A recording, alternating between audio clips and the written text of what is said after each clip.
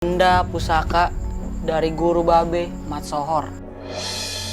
Tapi lu pada harus jaga nih benda. Jangan sampai jatuh ke tangan siapapun.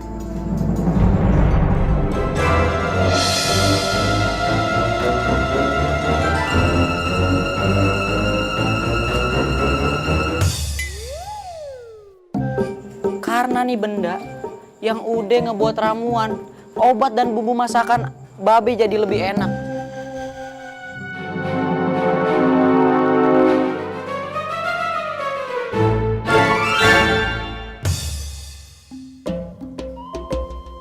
Dan dengan benda pusaka ini, kita bisa nolong banyak orang.